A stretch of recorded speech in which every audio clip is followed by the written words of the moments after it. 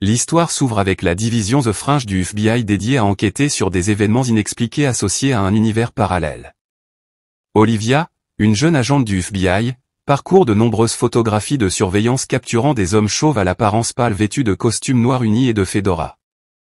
Un flashback révèle un moment où l'un d'eux de ces personnages mystérieux trempés de sang avec une grande blessure à la poitrine confronte Olivia identifiée plus tard comme les observateurs. Cet étranger à l'apparence distinctive lui raconte une prophétie effrayante dans chaque avenir imaginable où elle doit mourir. Cette nouvelle la laisse dans un état de malaise alors qu'elle lutte avec ce qui signifie que dans le présent, Olivia identifie l'observateur qui avait pris contact avec elle parmi les photos de surveillance, mais Philippe BRS, un agent principal du FBI qui a également inspecté les images, note à quel point elles semblent toutes similaires. Une analyse intéressante des échantillons de sang numérisés révèle que l'ADN ne correspond à personne enregistré, mais il révèle la présence des anticorps contre la grippe espagnole, une maladie éteinte depuis près de 1919. Cela suggère que le mystérieux observateur a au moins 90 ans. Les tentatives de son frère pour affecter des gardes à Olivia soupçonnent que l'homme mystérieux constitue une menace pour elle, mais elle maintient que la rencontre n'était qu'un simple avertissement concernant sa disparition imminente et ne pose aucun danger immédiat. L'histoire passe ensuite à une jeune adolescente dessinant le paysage de la ville lorsqu'elle est soudain saisie par une vive douleur à la tête, elle tourne alors une nouvelle page et commence à dessiner un homme accompagné de son ami traversant la rue. Une fois terminée, elle l'arrache et poursuit l'homme pour lui présenter son œuvre en voyant le croquis sur l'étiquette de la paire.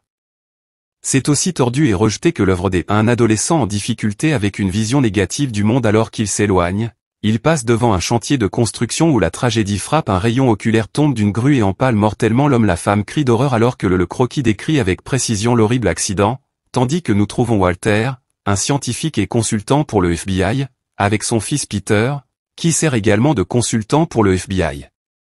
Occupés dans leur laboratoire au moment même où Olivia leur rend visite et reçoit un appel d'elle.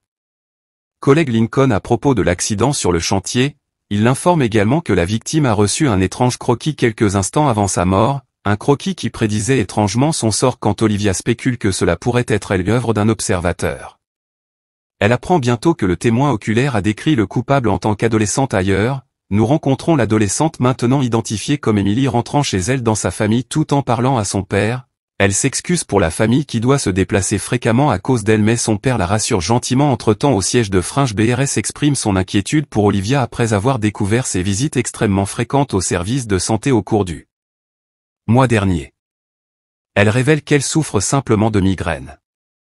Il laisse donc tomber l'affaire. BRS évoque ensuite les mystérieux observateurs et lui demande de ne pas prendre de risques inutiles jusqu'à ce qu'ils aient plus d'informations.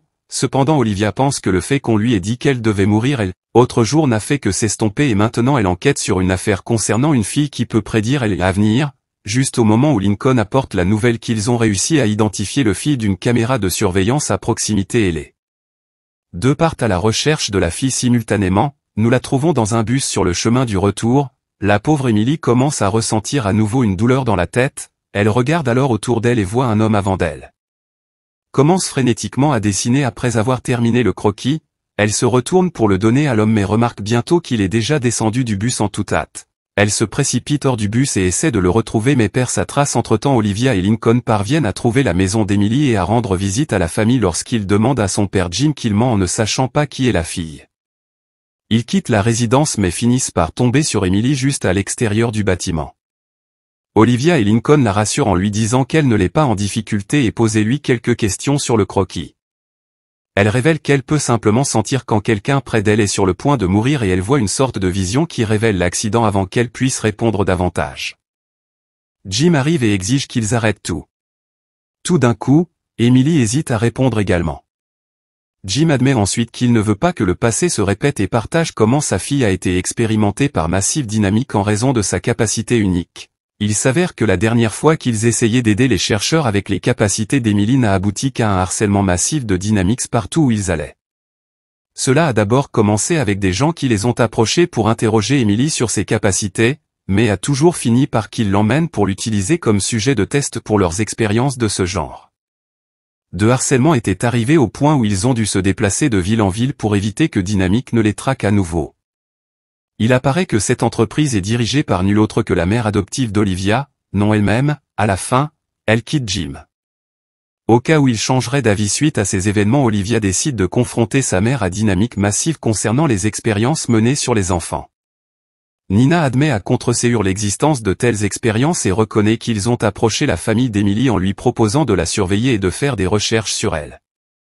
Capacité bien qu'ils aient décliné cette révélation laisse Olivia sans voix, d'autant plus qu'elle a elle-même été soumise à des expérimentations lorsqu'elle était enfant dans le cadre d'un essai de médecine appelé Cortexifan.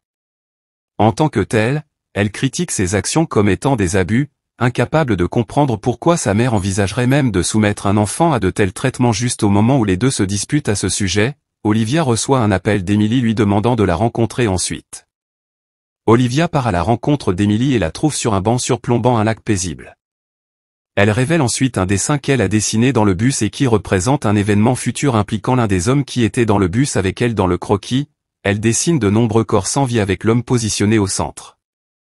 Emily explique ensuite que même si le bus s'est arrêté, elle a perdu la trace de l'homme avant de pouvoir lui donner le dessin. Plus tard, Olivia emmène Emily au laboratoire de Walter où le scientifique l'équipe de capteurs pour surveiller l'activité de ses ondes cérébrales. Il apparaît qu'Emily aspire plus de sang et d'oxygène dans son cerveau que les personnes normales. Elle raconte ensuite que sa première vision s'est produite à l'âge de 11 ans. Conduisant à des visites chez les médecins et à des tests après une inspection plus approfondie, Walter partage son hypothèse selon laquelle certains événements traumatisants dans le futur peuvent se répercuter dans le temps, comme des vibrations. Certaines personnes peuvent ressentir ces ondulations et prévoir des événements et peut-être que le cerveau d'Emily est finalement plus sensible à de telles vibrations. Elle admet qu'elle ne peut pas contrôler les visions ni changer les résultats, mais les partage pour donner aux gens une chance de dire au revoir à quelqu'un qu'ils aiment. Finalement, l'homme du bus est identifié comme étant Albert Duncan et l'agent du FBI ASD entreprend de découvrir son adresse. Pendant ce temps, Jim arrive au laboratoire après avoir été informé par Olivia d'apaiser ses inquiétudes avec son consentement. Walter procède à hypnotiser Emily pour tenter d'extraire plus de détails de la vision qu'elle a eue après avoir trouvé l'adresse de Duncan. Olivia et Lincoln se dirigent vers son appartement mais la trouvent abandonnée entre-temps. Emily est hypnotisée sous la direction de Walter et est ramenée au moment dans le bus où elle a vu Duncan pour la première fois. Elle est ensuite dirigée vers le suivre, mais elle est finalement témoin d'une explosion avec des corps sans vie autour. Elle a finalement apercevé Duncan enterré dans les décombres. Avec un détonateur à distance et une phrase latine sur les débris, Peter partage ensuite qu'il avait rencontré la même phrase latine au palais de justice, ce qui lui a permis de réaliser que l'explosion se produirait d'en haut à proximité des palais de justice. En plus, les agents découvrent également que Duncan avait récemment perdu une bataille pour la garde de ses enfants afin qu'ils en déduisent que sa cible est un palais de justice et qu'il a l'intention de le faire exploser peu de temps après que la police ait envahi le palais de justice par mesure de précaution et évacué le bâtiment. De même que l'équipe anti-bombe passe au peigne fin les niveaux de stationnement et localise avec succès l'engin explosif simultanément. Jim remarque une camionnette noire de l'autre côté de la rue et suppose immédiatement que quelqu'un vise sa fille mais elle n'est pas d'accord alors qu'il exhorte la famille à commencer à faire ses bagages. Emily commence à dessiner dans son dessin un homme assis sur le banc au bord du lac où elle et Olivia se sont rencontrés pour la première fois au palais de justice. Peter demande à tout le monde de régler leur radio sur la fréquence à laquelle la bombe est réglée pour recevoir des signaux en même temps. Duncan localise enfin le juge et menace de le faire souffrir lorsqu'il active l'explosif. Rien ne se passe. En raison du brouillage du signal, les agents arrêtent Duncan qui révèle qu'il porte un gilet rempli d'explosifs alors que la tension monte. Olivia le presse de reconnaître que l'avenir n'est pas prédéterminé, elle lui rappelle ensuite qu'il détient le pouvoir de façonner la vie des gens. Ceux qui l'entourent et l'exhortent à considérer les passants innocents émus par ses paroles. Duncan finit par céder et la police arrête définitivement suite à cela. Olivia tend la main à Emily et lui laisse un message que son père surprend, puis se précipite pour informer sa fille qu'une de ses visions ne s'est pas matérialisée mais ne la trouve pas dans sa chambre. Cela l'amène à croire qu'Emily a peut-être été emmenée par les gens dans la camionnette mais une fouille de la police révèle que cela n'a aucun rapport avec sa disparition de l'autre main. Olivia a une idée de l'endroit où se trouve Emily et se dirige vers le lac avec Lincoln. Au lac, les agents trouvent Emily grelottant et appellent une ambulance juste à ce moment-là. Ils remarquent un croquis à côté d'elle qui représente Olivia la regardant ainsi qu'un homme. Sur le banc qui ressemble à son père pour lui remonter le moral, elle rassure Emily sur le fait qu'ils ont réussi à éviter une de ses visions peu de temps après elle. Arrivée de Jim et voit le croquis alors qu'il s'assoit à côté de sa fille Emily puis révèle qu'elle a pressenti son destin pour quelque temps et console son père alors qu'il fond en larmes. elle continue en déclarant que tout le monde a un but et croit qu'elle a accompli le sien en sauvant ses gens et avec son père à ses côtés, Emily décède paisiblement après que Peter révèle que la cause tragique, la raison de la disparition d'Emily était que sa capacité extraordinaire était trop lourde pour son cerveau délicat, ce qui a conduit à une surcharge électrique qui a déclenché un accident vasculaire cérébral mortel. Il explique qu'il n'y aurait eu aucun moyen de l'empêcher en raison de l'ampleur de la pression exercée sur son cerveau à ce moment-là. Il remarque une photo d'un observateur amenant Olivia à lui demander plus d'informations. Peter continue en expliquant que les observateurs transcendent les périodes et sont tissés dans chaque instant de l'histoire. Il précise ensuite qu'ils ne se contentent pas de prédire l'avenir, mais plutôt qu'ils l'ont fait. L'a vécu de première main, mais Olivia garde toujours secrète sa rencontre avec un observateur plus tard dans la nuit. Non, elle rend visite à Olivia pour s'assurer qu'elle se débrouille après leur confrontation à une dynamique massive concernant Emily. Elle s'excuse également pour son comportement antérieur et reconnaît les défis auxquels Olivia a été confrontée. Cependant, Olivia assure à sa mère qu'elle n'a aucune rancune et partage sa récente lutte contre les migraines.